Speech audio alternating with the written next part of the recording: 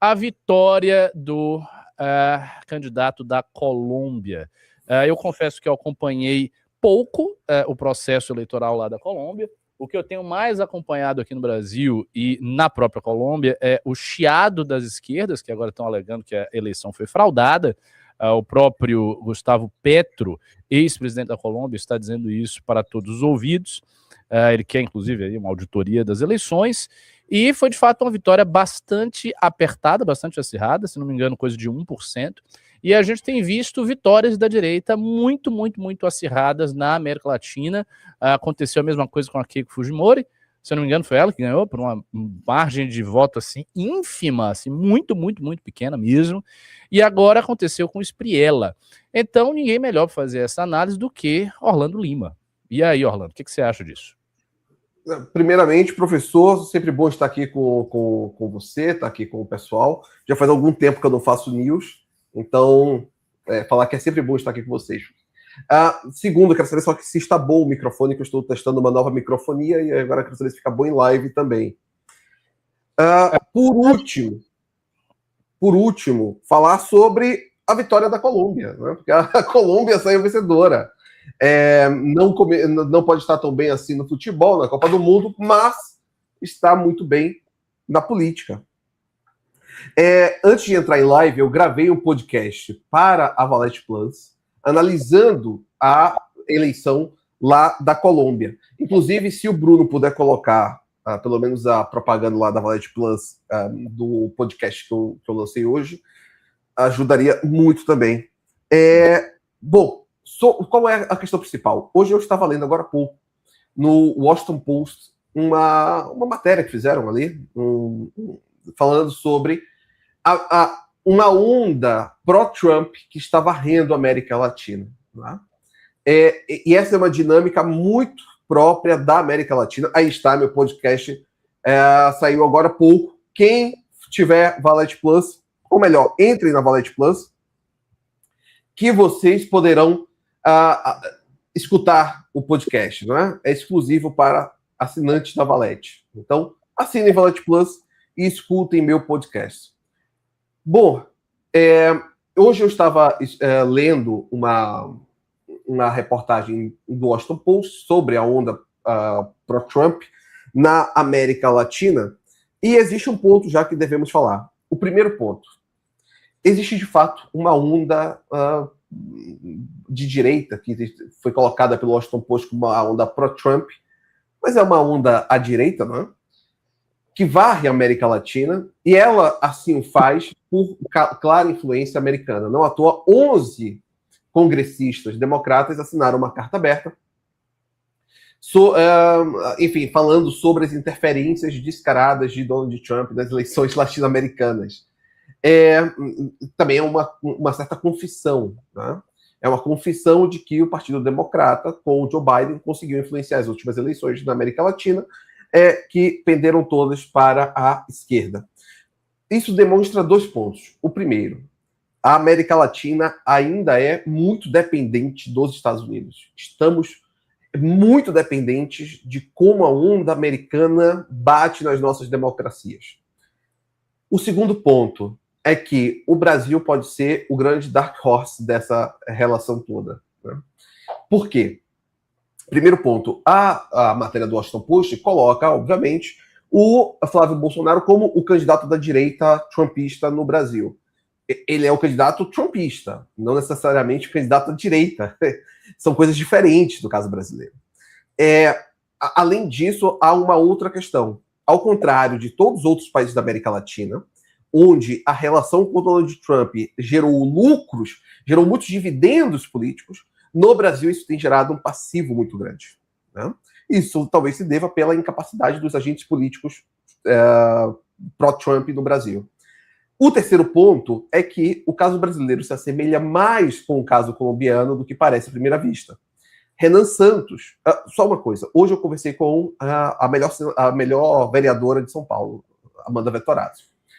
E a Amanda Vettorazzo estava falando que quando ela foi à Colômbia e ela conheceu o Abelardo, ele estava em 4º lugar nas pesquisas, estava atrás. Depois ele deu um sprint e ultrapassou.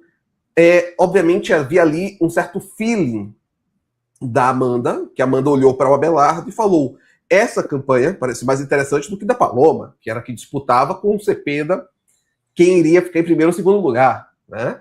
Ela olhou para o Abelardo e ela pensou: essa campanha talvez seja a mais interessante de todas da Colômbia. E ela foi acompanhar e conheceu o Abelardo.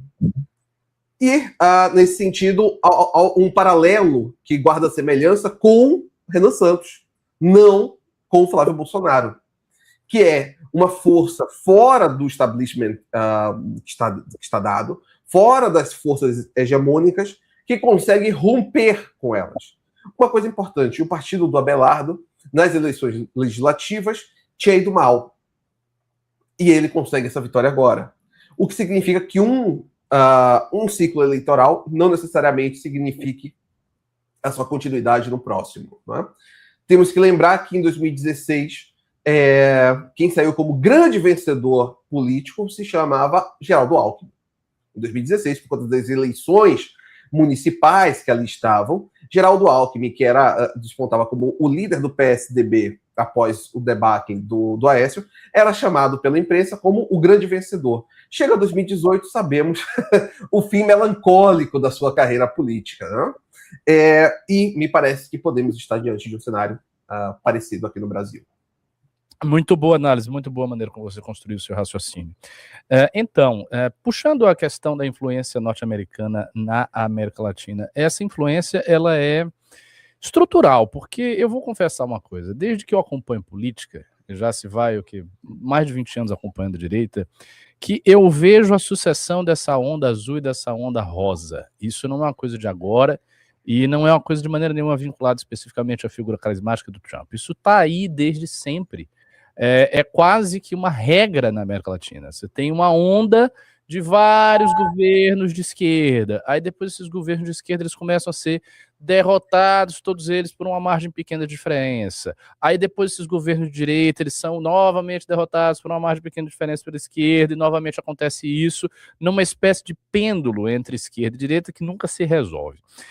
Para além da influência dos Estados Unidos, que obviamente é inegável, uma coisa que me chama a atenção nesse fato é a incapacidade dos grupos políticos da América Latina de entregarem um resultado tal que eles consigam estabelecer alguma continuidade.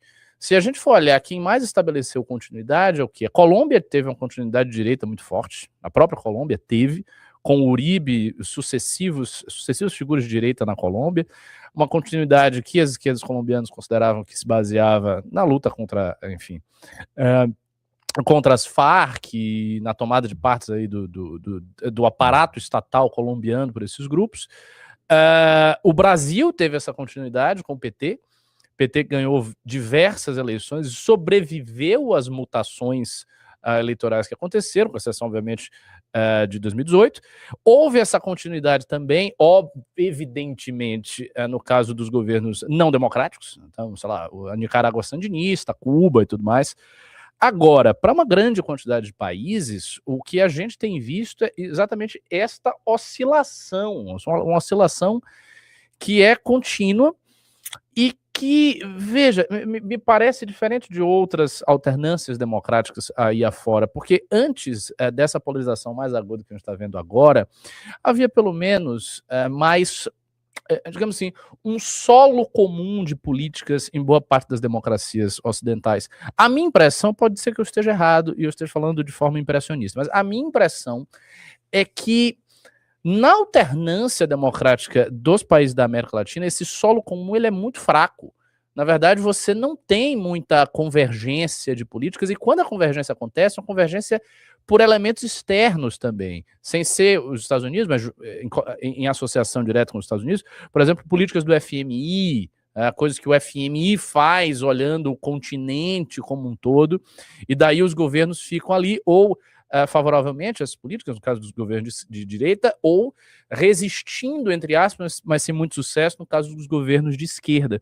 E isso mostra que a alternância democrática mesmo na América Latina é muito eficiente, ela não entrega assim, muito resultado. Os problemas de boa parte dos países da América Latina são os mesmos, você não vê assim, evoluções muito sensíveis. As maiores evoluções em termos assim, estruturais que a gente viu na América Latina foram em épocas ditatoriais. e aí eu falo aqui do Pinochet do Chile, falo do regime militar do Brasil, e falo do Videla da Argentina e outras situações semelhantes. Agora, em termos democráticos, não, a coisa fica estacionária. E eu comentei isso no meu Twitter, e ao comentar, eu me lembrei de você, Orlando, porque eu pensei, este é um bom argumento para quem quer fazer a crítica à democracia, porque você tem a alternância democrática na América Latina, pós-ditaduras militares, várias sucessivas, e isso não resolve bosta nenhuma. Então, a realidade é essa. E aí, eu queria que você comentasse. Olha só, hoje, incrivelmente, eu estava lendo um texto do Russo sobre a questão da legitimidade política, né? Eu também li um bom texto, que ele disse que ele ia fazer uma guinada no pensamento dele. Eu acho que deve ser o mesmo texto. Acho que sim. Ele fez um texto sobre a questão da legitimidade política e ali podemos depreender várias coisas sobre a questão democrática. O primeiro é que podemos parar com a ideia de que um regime é bom exatamente por ter certas sucessões de pessoas. Né? O caso inglês. Alguém duvida de que, acho que depois da Thatcher até o Brexit em 2016, foram 7 primeiros-ministros. Salvo engano, foi o pós-Thatcher, ou foi no pós-guerra, que foram 7 primeiros-ministros. Do Brexit para cá, ou seja, em 10 anos, já passaram 7 primeiros-ministros pelo Reino Unido. Né? Ninguém aqui vai me dizer que a qualidade da democracia inglesa melhorou por sua maior rotatividade de líderes. Pelo contrário, a rotatividade de líderes demonstra a fragilidade daquele regime político. E a democracia, ela acaba que leva a isso. Você tem uma rotatividade maior, ao passo que essas pessoas têm um ciclo de preocupações, que é a próxima eleição. Essa é uma preocupação que temos que ter ainda, que é o fato de nós não nos tornarmos um partido eleitoralista. Nós não, né? No caso, o Partido Missão, porque nós não temos partido. Mas tem um partido que surgiu recentemente, chamado Missão, que me parece interessante, e ele tem que tomar cuidado para não se tornar um partido eleitoralista, no sentido de sua preocupação ser apenas o voto do próximo ciclo. E essa é a morte de todo organismo político. Alguém duvida que, por exemplo, professor, foi muito legal ser petista nos anos 90, início dos anos 2000? Deve ter sido do caralho ser petista. Primeiro, você perdia as eleições, mas você perdia defendendo uma causa que, ainda que perdida, valia a pena. Né? Porque aí é outra questão. Perder não é um problema em si. E também tem uma coisa, né? O PT nos anos 90 foi um partido muito experimentador. Não deu muito certo as experimentações que ele fez, mas ele fez. As prefeituras petistas, Erundina, Olívio Dutra, eram prefeituras todas um pouco diferentes, que queriam ousar, né? Elas tinham um certo arrojo e elas queriam ousar, queriam fazer uma política completamente diferente, voltada aos mais pobres e tal. Não deu muito certo, Erundina acabou muito mal aqui em São Paulo. Muito mesmo mal avaliada, mas eles tentaram fazer alguma coisa, e é a parte divertida de você fazer política, porque assim, na prática, vamos falar a verdade, só tem 3 coisas interessantes em fazer política. A primeira é roubar, é quando você tá lá simplesmente para meter um monte de dinheiro no seu bolso, ficar rico e viver bem, né? O que obviamente é antiético e a gente não vai seguir esse caminho. A segunda é você exercer poder sobre as pessoas, porque o poder é um dos desejos das aspirações humanas mais assim arraigadas. Então meio que todo mundo tem a tentação pelo poder, porque o poder é maravilhoso. É você dizer, faça isso, as pessoas, sim senhor, sim senhor, sim senhor. Mas, obviamente, o desejo do poder por si só, ele é corruptor, né? Como diz o Lord Acton, o poder corrompe, o poder absoluto corrompe absolutamente. É um pouco de exagero liberal do Lord Acton, mas há um elemento corruptor quando você exerce o poder pelo poder, sem terem visto um horizonte. E a terceira coisa interessante na política é o que fazer com é você experimentar as suas ideias, experimentar as suas concepções. O Brasil tem uma cultura política tão pobre porque justamente essa terceira coisa praticamente não existe. Tirando poucas agremiações que têm algum horizonte nesse sentido, e algumas com esse horizonte já bastante combalido, como é o caso do próprio PT, em regra, no Brasil, os partidos eles querem fazer as 2 primeiras coisas, principalmente a primeira. Né? Nem tanto exercer o poder, é mais botar o dinheiro no bolso e viver uma vida de hedonista. Eu nem sinto uma sanha por parte dos políticos do Centrão em exercer o poder. Eu acho que uma figura como Alexandre de Moraes ou uma figura como Gilmar Mendes, que são 2 ministros do STF, eles têm muito mais a sanha de exercer o poder do que propriamente o Ciro Nogueira, o Rueda. Esses caras, eles querem enriquecer e viver uma vida de nababos. Eles querem ter uma vida boa, entendeu? Com um apartamentão e tal, amante, não sei o quê, indo pra lá e pra cá, fazendo viagens boas. É basicamente uma vida burguesa sem ser burguês. Essa é a ideia. É uma vida de rico, obtendo seu dinheiro via política. Ora, se você tem esta terceira coisa, então o PT nos anos 90 fez essa terceira coisa. O PT experimentou demais. O PT pôde ousar, pôde fazer as suas prefeituras. E isso é uma coisa interessante para nós, porque nós também temos que fazer essa experimentação. É importante que a gente coloque as nossas ideias na prática, porque se a gente já começa a coisa esquecendo as nossas ideias e colocando algum tipo de sabedoria convencional do mainstream, para que você está fazendo partido? Não tem sentido, não. Perfeitamente, só que eu acho que o horizonte do Ciro Nogueira é um pouco diferente, porque o Ciro Nogueira entende o exercício do poder dentro do seu círculo regional. Por quê? Porque o Brasil existe a lógica desde o golpe o golpe republicano é que as elites locais queriam mais direito de exercer o seu poder e enriquecer a partir dos seus feudos, né? Eles queriam dissipar o poder para as pontas, não mais centralizando.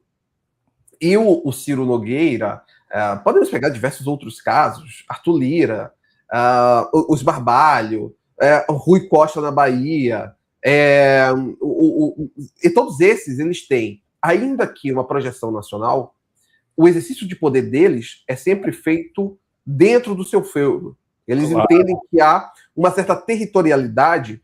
Por quê? Porque eles não entendem o país enquanto essa unidade orgânica, essa unidade espiritual. Ciro Nogueira não entende o Brasil enquanto unidade espiritual. Né? O Ciro Nogueira entende o Brasil enquanto uma extensão do seu feudo. Existem feudos para além do meu. Mas aí eu cuido do meu, ele cuida do dele, o outro cuida do outro. É uma lógica de que cada um detém o seu quinhão, e isso faz parte dessa dinâmica entre elites, né, no Brasil. E é por isso que os organismos políticos eles foram morrendo e foram sendo capturados pelo PT. Porque o PT... Uma observação, um parêntese no que você está dizendo. Mas eu acho que mesmo em relação a isso, eu concordo inteiramente com o fato de que a gente tem feudos regionais. Havia, na época que eu era criança, uma relação diferente entre os donatários dos feudos e os feudos. Para mim, indiscutível o fato de que Antônio Carlos Magalhães gostava da Bahia, queria exercer poder comandando a Bahia, queria trazer coisas para a Bahia. E a Bahia, embora não fosse um estado maravilhoso, tivesse problemas estruturais que nunca foram resolvidos e tudo mais, a Bahia tinha algo ali de um estado que estava sendo cuidado, de qualquer maneira. Assim como o Maluf fazia isso em São Paulo. A minha percepção é que essas oligarquias, houve um declínio tal na política brasileira, e no Brasil como um todo, né, um declínio espiritual no Brasil, que até mesmo o exercício do poder nos feudos piorou. Parece que ele foi se tornando cada vez mais caricaturalmente hedonista. Tipo, o cara não quer saber de porra nenhuma, ele não quer saber de nada, ele tá fazendo nada pro estado dele, ele não quer saber. E ele quer saber do tipo mais grosseiro e caricatural de prazer sensível. É um negócio assim, esses caras, eles foram de, sei lá, animais predadores dentro dos seus feudos para porcos, para suínos, no sentido arquetípico da coisa. Simplesmente um animal que fica lá se deleitando no prazer mais baixo. E eu vejo isso assim. Quando você olha essas coisas do Vorcaro, elas são coisas engraçadas. A gente vê coisas engraçadas, tipo a festa do Vorcaro que tem um monte de mulher ucraniana vestida de astronauta. Eu falei sobre isso quando eu tava na live do Renato. Isso é real. Ele fazia festas assim, com mulheres vestidas de astronauta, e elas passavam lá, sei lá, com luzes saindo dos seios, alguma coisa assim, muito caricata. Isso é muito ridículo. E é um pouco isso que está... E veja, a CM tinha amantes, obviamente. Pô, o governador da Bahia, ele tinha a vida dele, ele enriqueceu bastante, a família dele é bem rica, né? Só que era um pouco diferente. Eu acho que a coisa caiu muito a ponto de que hoje o poder é uma extensão do desejo pelo dinheiro, que é a manifestação do desejo mais hedonista. Não é tanto o poder, é mais assim, o que obter para você ter um prazer imediato aqui e viver desse jeito. É uma edinaldização até dos oligarcas. Então, nesse sentido, concordo também 100%, porque houve uma renovação. Falamos tanto sobre renovações geracionais. E houve essa renovação geracional do Centrão. Exatamente. O Centrão teve essa renovação geracional. O Centrão da Bahia não é o mesmo de anos atrás. Uma coisa engraçada, quando o Renan esteve aqui em Portugal, levei ele para conversar com um político muito antigo e muito respeitado aqui em Portugal, que hoje é presidente de um instituto. A pergunta que ele me fez quando viu que eu era baiano foi: poxa, e como que está o ACM, o Antônio Carlos Magalhães? Eu falei: olha, infelizmente ele está morto. E ele, mas eu sei que ele tem um filho ou é um neto. Eu falei: bom, o filho dele também morreu, mas ele tem um neto, que é péssimo, nada semelhante a ele. Mas é o que ele tinha ainda lembrança da política brasileira, como a direita brasileira era Antônio Carlos Magalhães.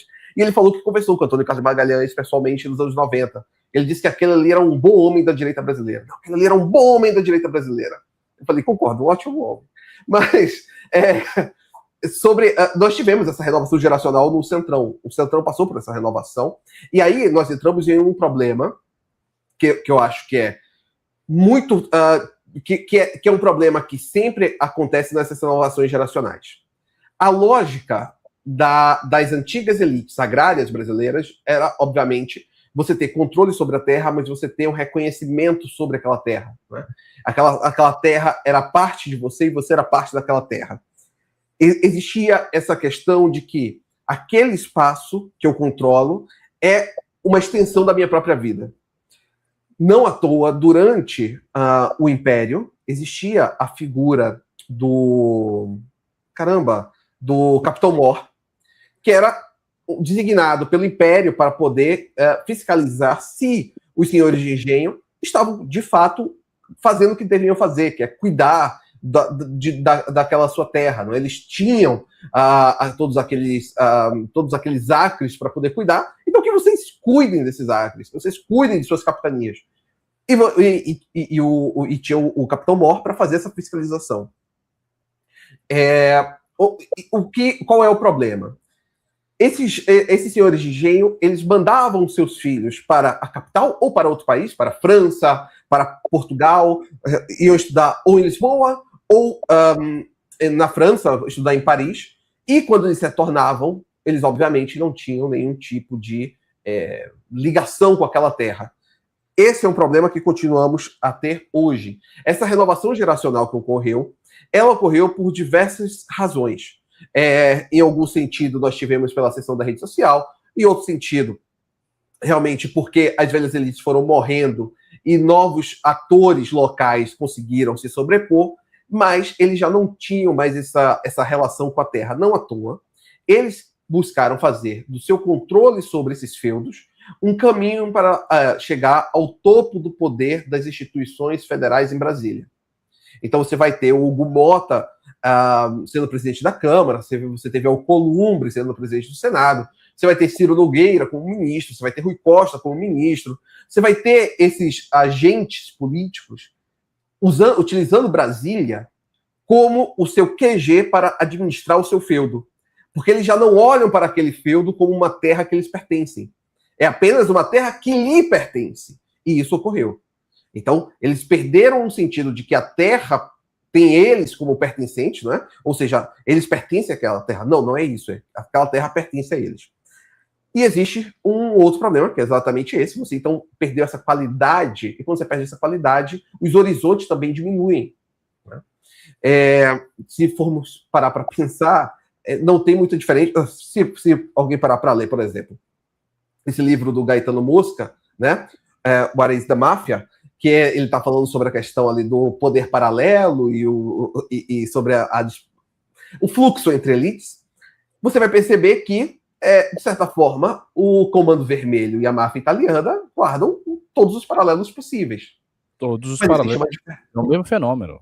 Quer dizer, é o mesmo fenômeno, exatamente. Todos os paralelos possíveis que você puder pensar. Agora, há uma grande diferença entre os líderes do Comando Vermelho e aqueles que eram chefes da máfia, porque os chefes da máfia entendiam aquela comunidade como uma extensão da sua própria família. Porque a sua família ali estava, então você tinha, não à toa, era a figura do padrinho, a figura daquele que apadrinhava, era uma segunda figura paterna para aquela região. Então, existia uma questão que o controle daquele mafioso significava um poder político legítimo. Né? Não é o caso do Comando Vermelho. O Comando Vermelho não tem essa relação. A relação deles é uma relação metafísica com a favela, porque eles são um polo favelizador também. Então, eles têm essa concepção metafísica sobre a favela, onde eles se enxergam, mas não com as favelas propriamente ditas. Não à toa, eles são violentos e eles somente conseguem exercer a sua soberania sobre esses territórios matando, torturando, enfim, fazendo coisas terríveis. Então, esse é um fenômeno que pode ser observado em várias, tanto no poder político formal, quanto no poder político informal. Você pode observar isso, e é o que aconteceu com o Centrão brasileiro. Perfeitamente, perfeitamente.